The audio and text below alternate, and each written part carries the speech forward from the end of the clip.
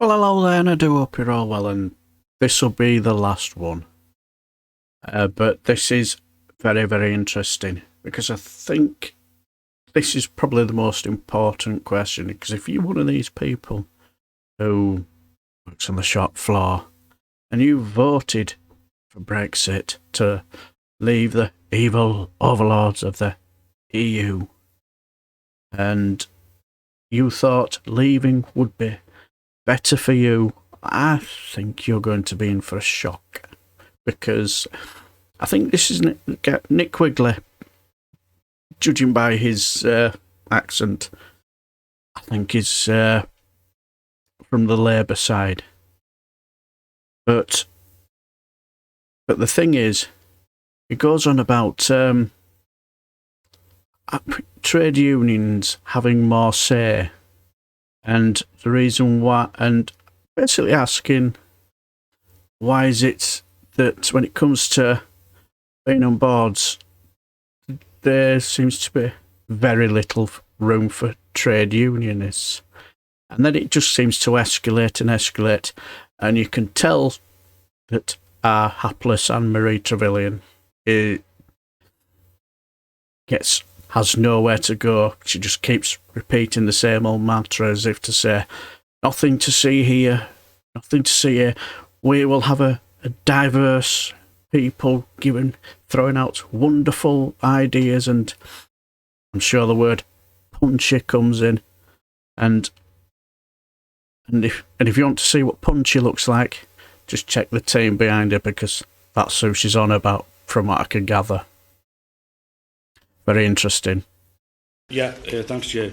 The Secretary-General of the International Chamber of Commerce commented that having a separate advisory group for trade unions is not the best way to build consensus. Why are there separate advisory groups for business and for trade unions?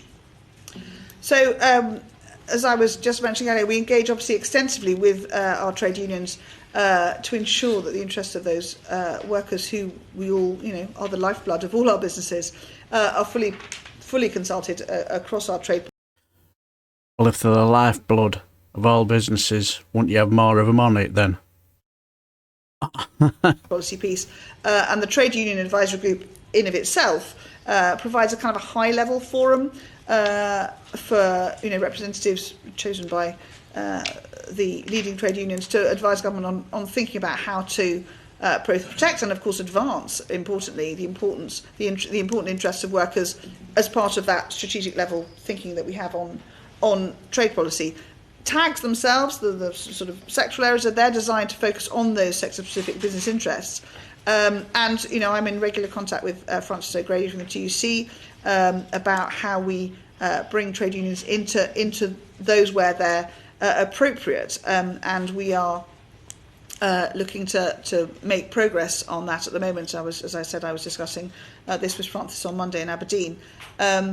All TAG members, to Martin's point, who obviously come from a broad range of areas and businesses, are required to sign confidentiality agreements, because the discussions are very open and very candid on what can be very sensitive, market sensitive.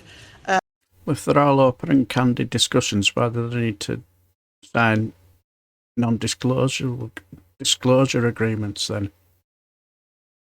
Or am I missing something? That matters, and of course that will apply to the trade unions as well when they join the tag. So we're looking forward to making progress there. But really importantly, the trade union group is also really important, because we're able to discuss with what are the experts in that sphere what that looks like. And actually, it was very interesting in Aberdeen. We had a quad meeting. It's the first time it's been done, but I was very keen to do it both with Francis O'Grady was there, and Eric Gottwald, who's the deputy leader of AFL-ILO, with myself and Catherine Tighe, to have a really in-depth discussion about how we work together and we make sure that we are really driving forwards across trade policy the issues that not only domestically, but as we set an example for the rest of the world through our trade agreements, what's important, and those areas, things like forced labour, which of course the trade unions are such fantastic champions against, that we make sure that we're speaking clearly together. And it was really good to have that US very different perspectives and ours together to try and make progress. So we'll continue to work very closely with them, and I hope that in the months ahead we'll be able to bring where the relevant specialties are into some of those tags too. Well, if they're the experts in this field, wouldn't you have more on board? Let's just say he's not best pleased and sees straight through it and not impressed. On the 31st of March, the government published the membership list for the UK's domestic advisory group as provided for by the Trade and Cooperation Agreement with the EU. The CUC and four other UK trade unions, who collectively represent more than 6 million British workers, have been assigned just 5 seats on the DAG. Employers have over 30 representatives. This represents a significant divergence from the EU's domestic advisory group, where employers, unions and other civil society groups have equal number of seats. Why hasn't the UK decided to allocate seats disproportionately to employer groups, and what assessments have you made of the TUC's recommendation that at least a third of the seats on the DAG? No, that's not me and my guitar. That noise does happen a lot. I don't know whose phone it is, but that does seem to happen a lot. So try not to get distracted. Should be allocated to trade unions, a third to employers and a third to other civil society groups. So as we move forward, and I say actually to Martin's earlier point, we want to be agile and move forwards and work with the relevant groups, all the voices that can feed in and share their expertise and their perspectives. So it's going to be a third then? So, well, no, but looking more widely, we will continue to move forwards and think how we best get the representation that we know that we need. Is it going to be a third? So I'm not able to set out what that will look like yet, but what I want to make sure is that I've got as many... You also said that they signed non-disclosure agreements as well. So within a specific TAG on pick a sector, everyone is always asked to sign... Aviation. Sorry? Aviation.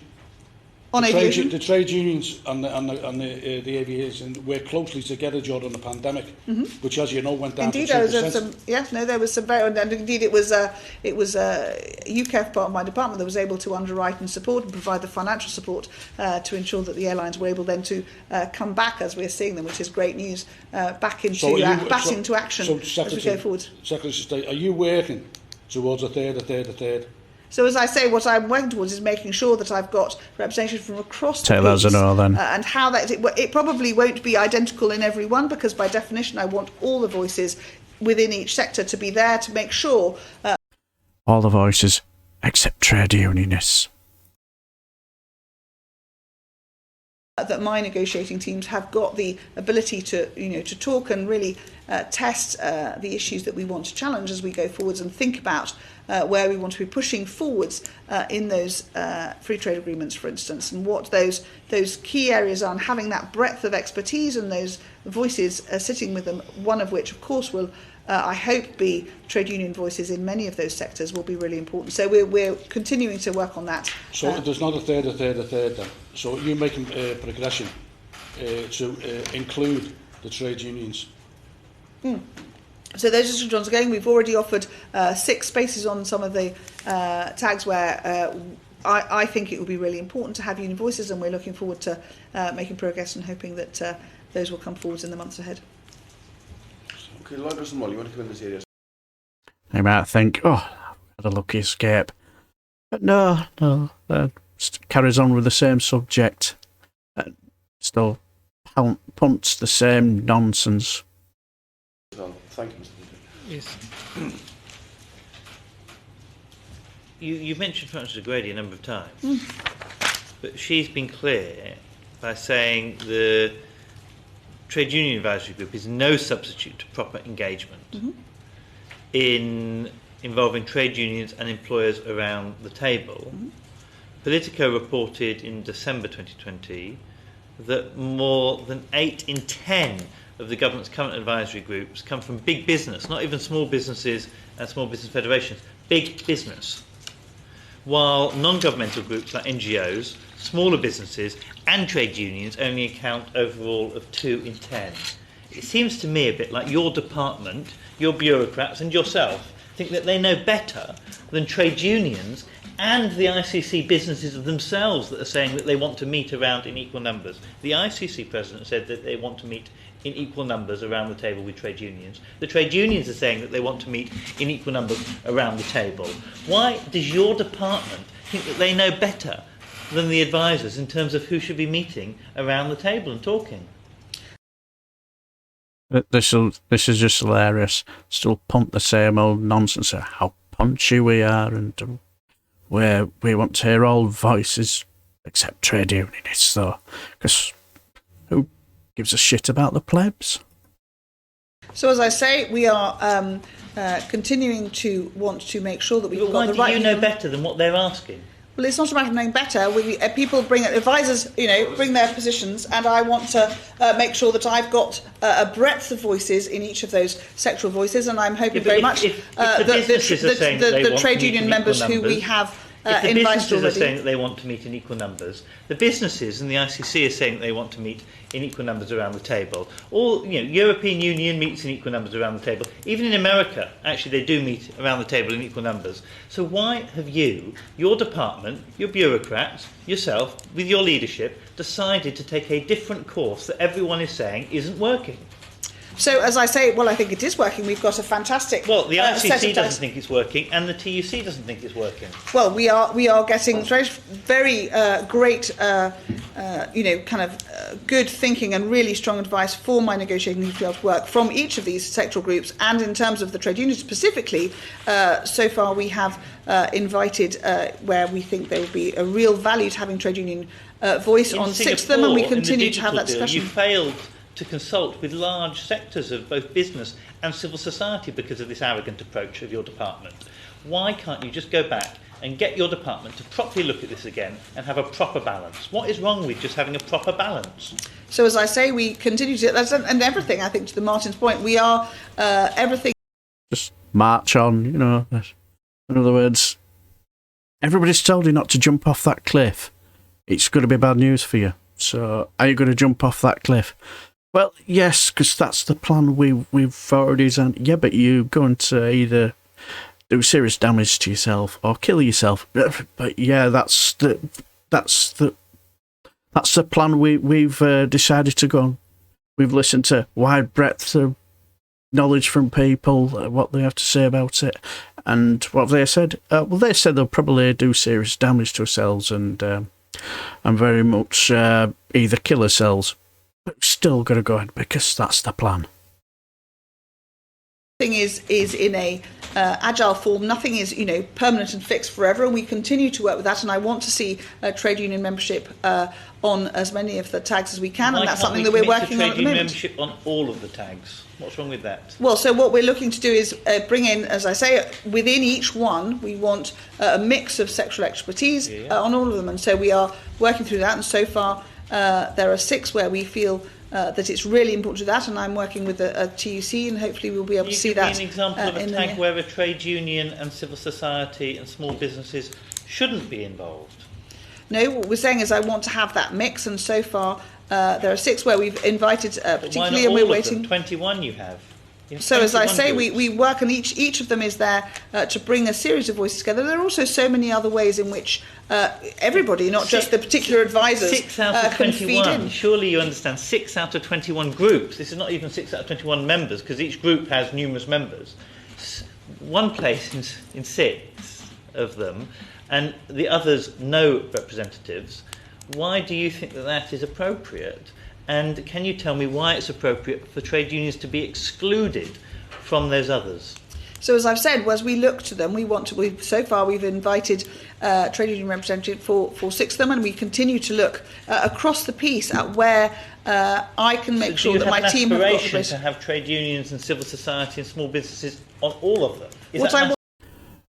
Notice the clicking of the pen has come back. What I want is to make sure that I'm bringing in, and as I say, it's dynamic, the right people who are there to provide the advice, their own experiences, their particular part of that sectoral area, so that we've got a really strong mix of voices, expertise, and the ability for my negotiation teams to know that they've got a really great group of people there helping them to understand the sector and make sure that we're pitching, as I say, for all those for whom those areas of trade are important. Singapore, because you failed to do that with the Singapore deal, didn't you? Bush, sucker punch, have it. Thank you. Thank you very much. Yeah, just picking up on that point, Secretary of State, I mean, to avoid groupthink, rather than cloning, having 80% of the big business and 80% of the police by big business, have the trade unions, have the small business, have the civil society. There's more creativity there, there's more experience to draw on, and it might improve the trade figures that I was pulling out earlier that were absolutely dire for the UK. So I think that perhaps the two members here are making very valid points, and they should really be listened to, and not just the sort of positive spin, but the actuality to come back. Because I think, look at it, I think, as unbiased as I can, if it was 80% trade unions or 80% civil society, we'd think there was a problem. So the third would seem to be quite a reasonable thing to be doing. Anyway. I think he's got a point there, because when I was watching this with fascination, we're just trying to deny that, no, there's not enough problems, you know, basically only 6 out of 21 and all that. My first thought were, I remember reading The Ragged Trousered Philanthropist. Those who read it will know what happened to Philpott and the substandard equipment that we're using. And when it came to the inquiry, basically those who were there who give evidence were basically told, this is what you have to say, or else you'll be out of a job. And even in his death, the company viewed him as an opportunity to make money, because there were funeral directors as well, and they had them running around trying to find where the body was so they can make a few bob on the coffin that was substandard as well.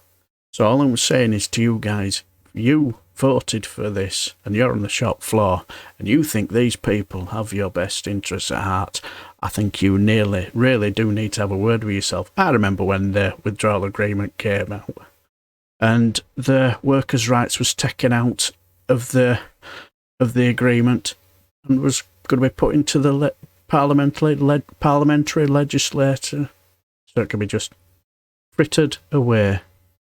So like I say, if you think people like Anne-Marie Trevelyan have got your best interests at heart, I think you need to have a quiet word with yourself and get your head out your arse.